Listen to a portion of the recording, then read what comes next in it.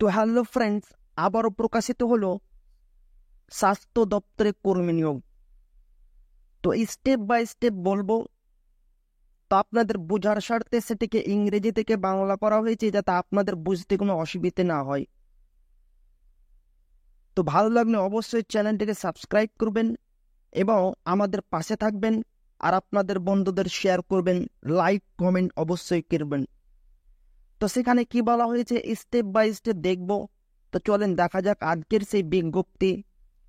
তো প্রথমে দেখেন, স্বাস্থ্য দপ্তরে 23 জেলা থেকে বিপুল কর্মী নিয়োগ শুরু হলো। এখনই আবেদন করুন WB হেলথ জব রিকোয়ারমেন্ট। তো স্টেপ বাই স্টেপ দেখব। সেখানে কি বলা হয়েছে, রাজ্যের বেকার যুবক যুবতীদের জন্য ফের স্বাস্থ্য দপ্তরের অধীনে কর্মী নিয়োগের বিজ্ঞপ্তি প্রকাশিত হয়েছে। রাজ্যের 23 জেলা থেকে বেকার যুবক যুবতীরা, এখানে দেখেন যুবক যুবতীরা আবেদন জানাতে পারবেন। পশ্চিমবঙ্গ সরকারের অধীনে নিয়োগপত্র দেওয়া হবে। আপনাদের অবশ্যই পশ্চিমবঙ্গ সরকারের অধীনে নিয়োগ দেওয়া হবে। তো এখানে দেখেন আবেদন পদ্ধতি। রাজ্য স্বাস্থ্য দপ্তরের WB হেলথ সংশ্লিষ্ট নিয়োগের ক্ষেত্রে যে সমস্ত চাকরি প্রার্থীরা আবেদন জানাতে চায় তাদের অনলাইন মাধ্যম অবলম্বন করে আবেদন করতে হবে। অনলাইনে আবেদন করতে রাজ্য স্বাস্থ্য দপ্তরের অফিসিয়াল ওয়েবসাইট ভিজিট করতে হবে। এরপর আবেদন প্রক্রিয়া আরম্ভ করতে হবে। সব ঠিকঠাকভাবে পূরণ করে তারপর প্রয়োজনীয় ডকুমেন্টস আপলোড করে ফাইনাল সাবমিট করতে হবে। তবে তার আগে আবেদন মূল্য জমা করতে হবে। তো আবেদন ফি কী রয়েছে এখানে দেখেন, অনলাইনে আবেদন করার সময় সাধারণ ও ওবিসিদের 100 টাকা এবং সংরক্ষিতদের জন্য যারা SC ST রয়েছে তাদের 50 টাকা আবেদন ফি জমা করতে হবে। তো আবেদন ফি অনলাইনে credit card, debit card, net banking, UPI এর মাধ্যমে জমা করতে হবে। তো এখানে দেখেন বাছাই প্রক্রিয়া কি রয়েছে, যারা সফলভাবে আবেদন জানাবেন তাদের এক্ষেত্রে নির্বাচন করা হবে বিভিন্ন পদের ক্ষেত্রে বিভিন্ন মাধ্যম অবলম্বন করে। এক্ষেত্রে একাডেমিক স্কোর, লিখিত স্কোর, মেডিকেল টেস্ট ও অন্য প্রক্রিয়ার মাধ্যমে। তো এখানে দেখেন পদের নাম কি রয়েছে, এক্ষেত্রে 14 ধরনের আলাদা আলাদা স্বাস্থ্য কর্মী নিয়োগের করা হবে। তো যোগ্যতা কি রয়েছে এখানে দেখেন, এক্ষেত্রে উচ্চ মাধ্যমিক স্নাতক পাস কিংবা পদ অনুযায়ী জরুরি যোগ্যতা থাকলে আবেদন করতে পারবেন। অবশ্যই আবেদন করার পূর্বে অফিসিয়াল নোটিশটি ডাউনলোড করে প্রত্যেক পদ সম্পর্কে জেনে নেবেন এবং তারপর আবেদন করবেন। তো এখানে দেখেন আবেদন করার শেষ তারিখ 15/4/2024 তারিখ পর্যন্ত আবেদন জানাতে পারবেন। এবার আমরা দেখব সেই অফিসিয়াল PDF, সেখানে কি বলা হয়েছে স্টেপ বাই স্টেপ। তো চলেন দেখা যাক সেই অফিসিয়াল PDF। তো ফ্রেন্ডস এখানে দেখেন, district health and family welfare সমিতি, ন্যাশনাল হেলথ মিশন। এখানে দেখেন office of the chief medical officer of health. এবার স্টেপ বাই স্টেপ আমরা দেখব সেখানে কি বলা হয়েছে। তো চলেন দেখা যাক। তো এখানে দেখেন program unit, name of the post, category and number of post vacant. এখানে দেখেন কনসোলেটেড রিমুনারেশন। তো এখানে দেখেন 1 নম্বর রয়েছে ব্লাড সার্ভিস মেডিকেল অফিসার। এখানে UR এর জন্য 1টি, SC জন্য 1টি, ST ফাঁকা, টোটাল কিন্তু এখানে 3টি পোস্ট। STর জন্য 1টি, টোটাল কিন্তু এখানে 3টি পোস্ট রয়েছে। বেতন আপনাদের দেওয়া হবে 60,000 টাকা।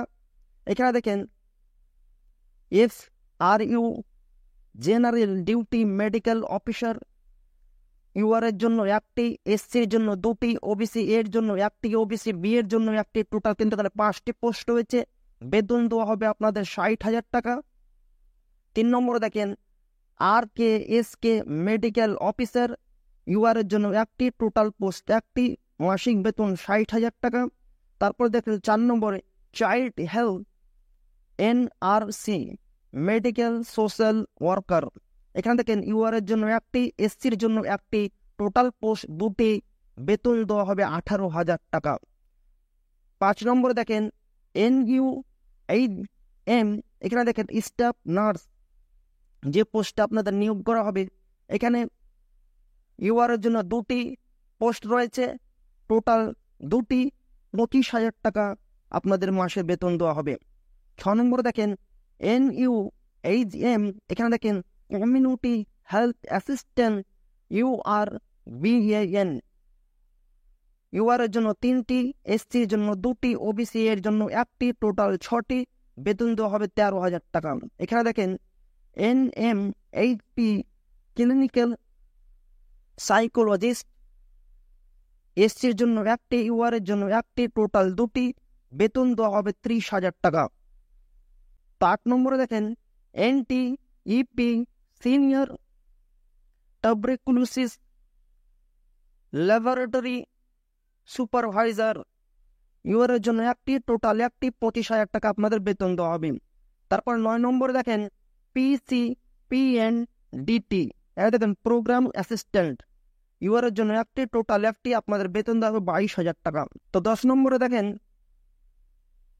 NPHCE multi rehabilitation worker, SC এর জন্য 2টি, ইউআর এর জন্য 4টি, এসটি এর জন্য 1টি, ওবিসি এর জন্য 2টি, টোটাল 9টি, বেতন দেওয়া হবে 18,000 টাকা। 11 নম্বর দেখেন ব্লাড সার্ভিস কাউন্সিলর, ইউআর এর জন্য 1টি, টোটাল 1টি, বেতন দেওয়া হবে 22,000 টাকা। তারপরে দেখেন NUHM ফার্মাসিস্ট, ইউআর এর জন্য 1টি, টোটাল 1টি, 22,000 টাকা প্রতি মাসে বেতন দেওয়া হবে। তারপরে দেখেন NPCB and VI counsellor, UR এর জন্য 1টি, টোটাল 1টি, 20,000 টাকা প্রতি মাসে বেতন দেওয়া হবে। 14 নম্বর দেখেন NACP কাউন্সিলর ICTC ওবিসি এর জন্য ওবিসি, তার জন্য 1টি, বেতন দেওয়া হবে 21,000 টাকা। এবার আমরা স্টেপ বাই স্টেপ দেখব আরো কি ক্রাইটেরিয়া রয়েছে। তো এখানে দেখেন name of post medical officer blood service, এখানে দেখেন এসেনশিয়াল কোয়ালিফিকেশন এক্সপেরিয়েন্স, অবশ্যই আপনাদের MBBS degree from MCI recognised institution with 1 year complete internship, অবশ্যই আপনাদের MBBS ডিগ্রি 1 বছরের থাকতে হবে এবং ইন্টার্নশিপ নিয়ে, তাহলে আপনারা এখানে আবেদন করতে পারবেন। আপার এজ লিমিট অবশ্যই আপনার বয়স 67 বছরের মধ্যে হতে হবে। এখানে থেকে mode of selection academic 80 PG degree এর মাধ্যমে, এক্সপিরিয়েন্স টেন্স এর মাধ্যমে আপনাদের নিয়োগ করা হবে। 2 নম্বরে দেখেন 2 নম্বরে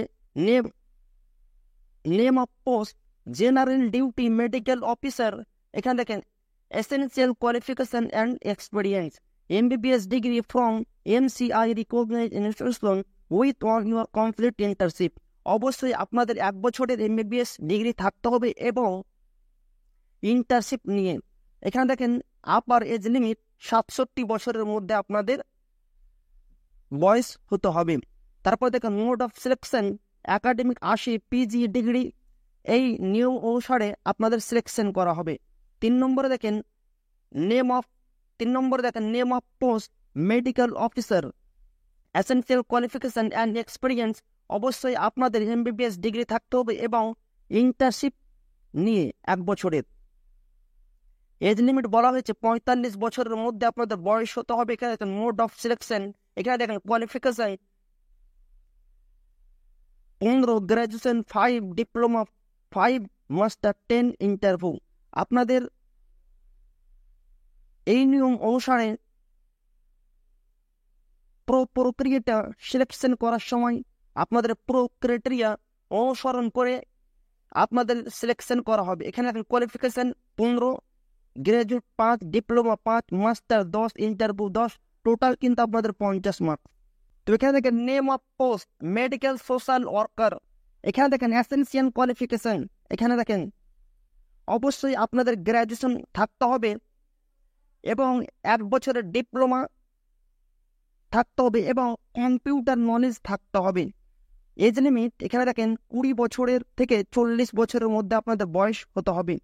তো ফ্রেন্ডস, এটা অনেক লম্বা রয়েছে, 14টা রয়েছে, তা আমি 14টা বলতে গিয়ে অনেক ভিডিও লম্বা হয়ে যাবে।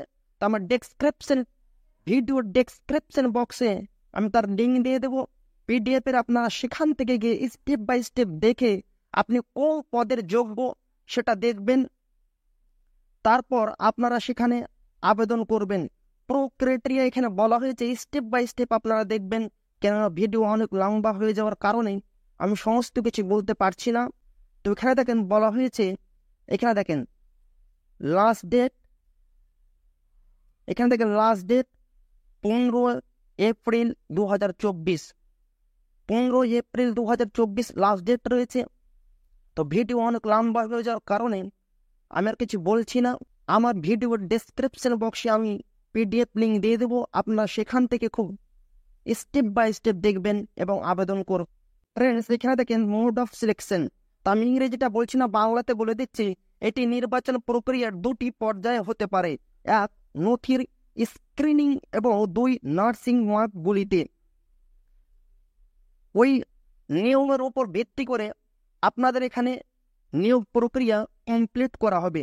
তারপরে এখানে দেখেন 7 বলা হয়েছে, ভারতের পুনর্বাসন কাউন্সিল দ্বারা অনুমোদিত এবং স্বীকৃত প্রতিষ্ঠান থেকে ক্লিনিক্যাল সাইকোলজিতে যোগ্যতা থাকা বা মনোবিজ্ঞান বা ক্লিনিক্যাল সাইকোলজি বা ফলিত মনোবিজ্ঞানের স্নাতকোত্তর ডিগ্রি এবং ক্লিনিক্যাল সামাজিক স্নাতকোত্তর হিসাবে আপনাদের যদি থাকে, তাহলে কিন্তু এখানে আপনাদের আবেদন করতে পারবেন। তা আপনাদের যদি পুরো ক্রাইটেরিয়া ওই নিয়ম মেনে যদি আপনারা আবেদন করেন, তো অবশ্যই আপনারা এখানে চাকরি পেয়ে যেতে পারেন। তো আমার ভিডিওর ডেসক্রিপশন বক্সে আমি লিঙ্ক দিয়ে দেবো, আপনারা সেখান থেকে দেখবেন। পিডিএফ লিঙ্ক আমি দিয়ে দেবো, সেখান থেকে আপনারা স্টেপ বাই স্টেপ দেখবেন সেখানে পুরো ক্রাইটেরিয়া কি বলা হয়েছে।